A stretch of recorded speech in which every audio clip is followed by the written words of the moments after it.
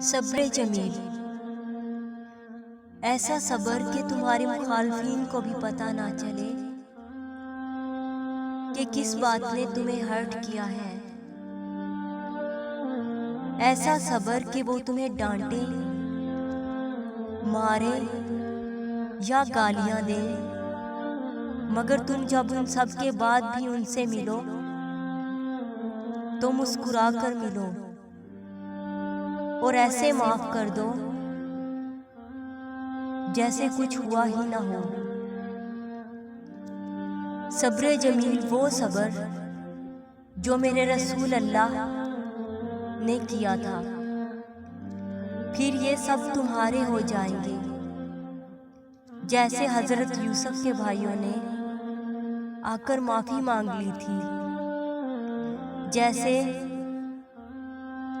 रसूल अल्लाह के दुश्मनों ने इस्लाम कबूल कर लिया था,